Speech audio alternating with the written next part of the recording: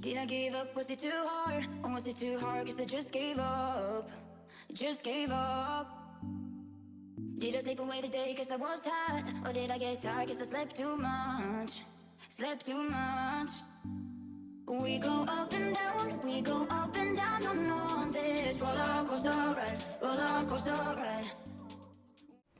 Hey guys, welcome back to my channel. Today we are talking about how to stay on track to reaching your ultimate goal and stay motivated to get there, especially if you have a long journey ahead.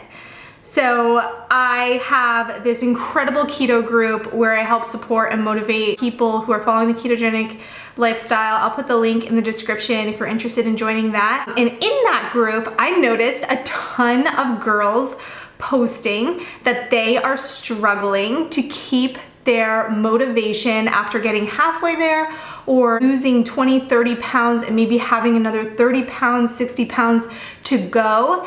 And I was extremely personally successful at going the distance in reaching my own health goals. And yes, motivation will come and go throughout your journey. You're not going to stay consistently motivated throughout the entire thing, but there are some things that I did to protect myself from falling off track and going backwards and just giving up on my goals because the journey ahead is long. And so I'm gonna share with you today what I did to do that. Tip number one is to pick up a calendar, one of those desk calendars, or you can get a planner. I personally love these life planners. Put the information on this one below so you can check this one out because I'm going to kind of explain how to do this in this planner. So what you're going to do is you just want to have a calendar where you can literally write in every day the workout you do and the net carbs you eat. You don't have to go into detail with macros this, calories this, unless you really want to. But if you can just go through every month and just every day that you finish, you put in there the workout you did and the net carbs. That alone is enough for you to stay on track as you keep going, because what's going to happen is 3 months down the line, let's say you lose 30 pounds or 20 pounds, and then all of a sudden someone's having a pizza party and you want to go and you're frustrated because the scale's not moving as fast as you would like it to move. If you go back to your calendar and see all of the progress that you have made up until that point visually, then you're going to stay on track because you don't want to erase all of that hard work. And that is the easiest way to see it. I'm currently creating and building a new gym in my house here in Florida. And on the wall, I'm going to be putting a large calendar, desk calendar, attaching it to the wall. So after my workout, I can just write it in there and it's perfect because I can keep it visual. I can see every day that I'm moving towards something, because every day you're not going to see changes in yourself, but if you're putting it up there on your calendar, you're definitely going to see it over time. You're going to see it grow. You're going to see all the progress. You're going to see your fitness level improve, all of those things. Now, if you're not working out and you're just following the meal plan or whatever it is nutritionally, a lot of people can't work out for physical reasons, but if that is you, then simply just write in the calendar your net carbs, whatever other information that you think is important. If it is the calories, if it is the macros, go ahead and do that. But I can promise you, when you do that and keep it up front and center in your face, you're going to stay on track, or at least it will help you in those moments when you just feel like giving up. Next, another reason why I love this planner is because what I suggest you do is either get some graph paper, or with the bullet journal section of this, you can utilize that because it has all of these little dots. If you can see that, I'm not sure. It has all of these little dots, which will allow you to create a chart with your weight and progress. So what you want to do is you want to put up one side your current weight up here and your goal weight at the bottom, and then you want to come down 5-pound increments all the way until you get to the bottom to your goal. And then you want to draw a line this way and you want to put in your dates. So if you're weighing yourself weekly or you're weighing yourself every other week, you want to put those in. Now, the scale can work against you. I strongly recommend you guys don't just like set a day like every Wednesday I'm gonna weigh myself, because we do fluctuate and we will fluctuate throughout the month, and it's not gonna be a straight line down. If you find the scale works against you, like you get on the scale after working hard all week and you may be building muscle and things could be happening that is just magic within you, but the scale's not showing it, I suggest you only get on the scale when you weigh or feel like you weigh less. And the way you can do that is don't put the dates at the bottom, only put the dates in there when you weigh yourself. So if a week from now, I feel bloated, I do not feel like I lost weight, I'm on that time of the month, I'm not gonna get on the scale just to put it in my chart. I'm gonna wait until I start really feeling good, my clothes are feeling looser, and then I'm gonna start charting it, because then what that's going to do is it's going to motivate you, because the most important thing about this is that you stay motivated. And so as you go, you feel thinner, you get on the scale, I lost another 2 pounds. You put in the next date and you make a little circle, you know, here I am, this is where I am. And then you draw a line to each one as you go. Trust me guys, this was one of the huge things that I did that really kept me on track, because I wanted to see that chart go down and make it all the way to my ultimate goal. You can also utilize this bullet journal idea by creating little boxes and putting in the middle of each box your start weight, 5 pounds for every box, and as you lose the weight, you're coloring in the different boxes until you get to your ultimate goal. That can help as well. It's showing the progress, showing how far you've come, where you have to go, and that can keep you motivated. Next thing I want to talk to you guys, and that is about writing down your goals daily. This is a success tool for anyone in health and fitness or business related. It can cross over to many different platforms of your life. And by writing in your goals daily, you are basically reprogramming your subconscious mind to be focused on the target. And when you're focused on the target, you're going to make the movement to get there much more successfully than if you just say, oh, I'd love to lose 30 pounds. That's my goal, 30 pounds. But if you put it in your journal as a goal and you don't set a number to it, but set a feeling to it, like when I reach my goal, I'll be able to wear clothes comfortably. Like just focusing on what you want to happen to you when you reach your ultimate goal. I will be able to wear a bikini again. I can't wait to wear a bikini again.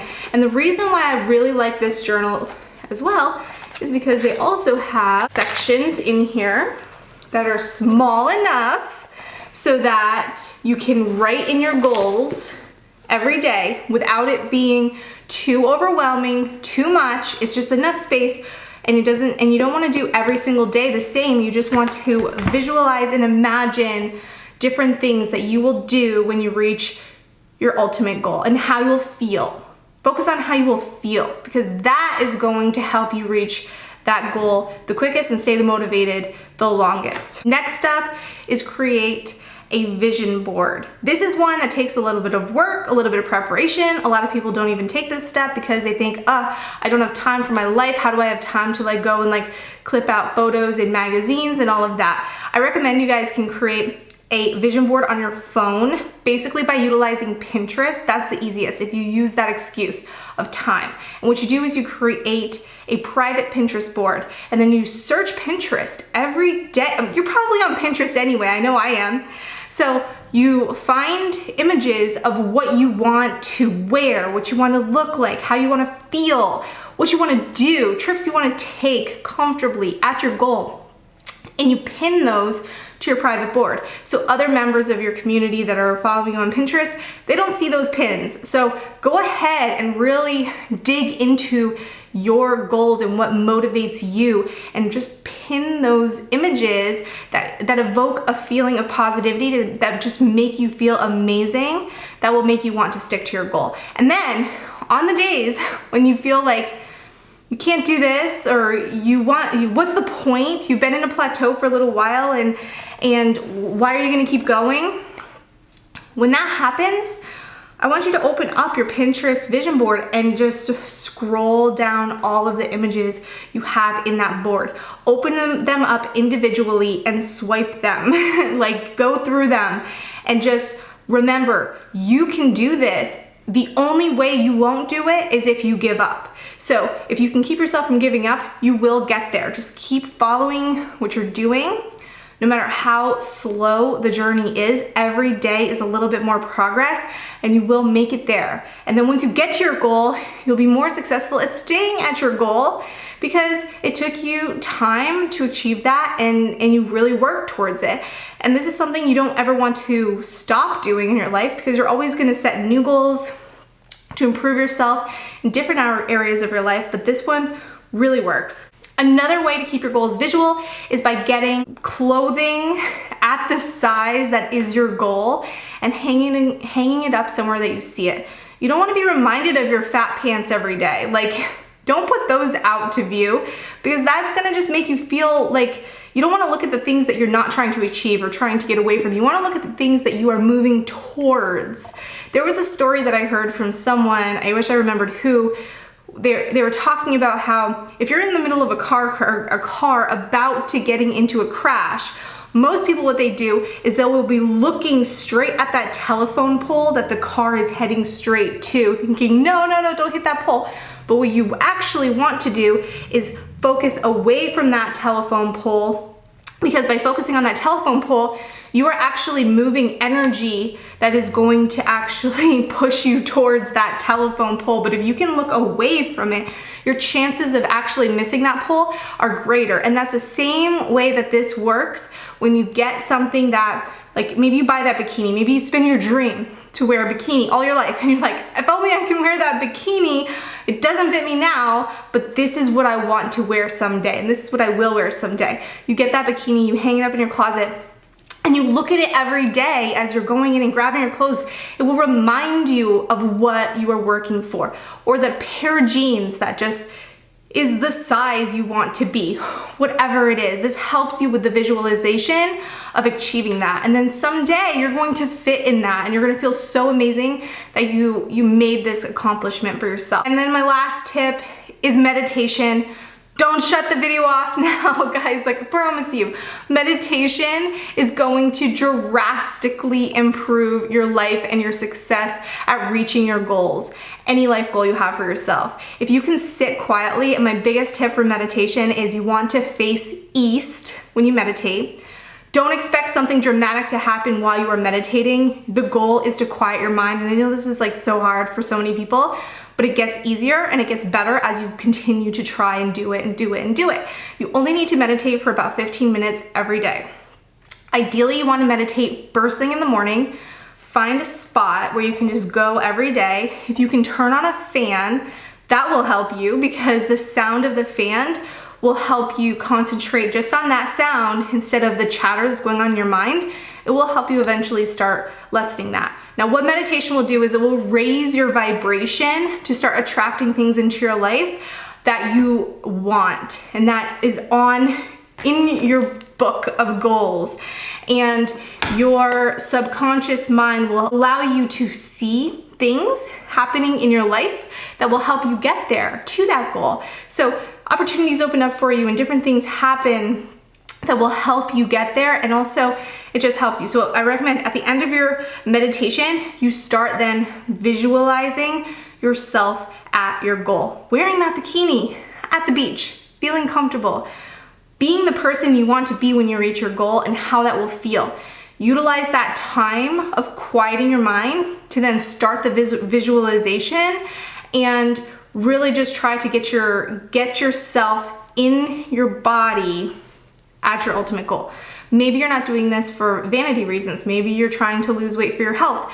Imagine yourself feeling healthy, feeling good, feeling the way you want to feel when your body is optimally running and taking care of yourself, being there for your children, those type of things. Whatever motivates you, that's going to help you. So then when you stop your meditation, you go throughout your day, what I recommend you do is meditation first, write your goals in your journal second, and then do your workout, track your foods. Using an app like a carb manager app or something like that when you're doing the keto diet is very helpful as well, because you have a trail of the work that you've put in and the food that you're eating. This shouldn't be too difficult for you to get started on, like the diet itself, to keep going in your life. So if tracking the foods is something that is hard for you because it's tedious, well, what I recommend is learn the types of foods and what the macros are. Eat the same types of foods throughout the week. Like maybe you have 4 or 5 foods in your day that you really like. Eat those same meals within your day. You might rotate out a bunch of different meals, different days that are perfect macros, so you don't even have to think about it, and do it that way. So I hope you guys really enjoyed these tips. Be sure to hit that subscribe button, and if you like this video, hit like. And if you really like this video, hit share. I really appreciate all the support you guys have for me on this channel. Thank you so much for being a part of this community with me. You guys and your comments in the videos really make my day worthwhile when I wake up and I do my meditation and I do my goals, and then I go in and I check the comments on my channel. I do see every comment and I reply, heart, like your stuff. So just know that I see when you do comment. So thanks guys for all of those positive comments that you've been making on all of my videos. Take care.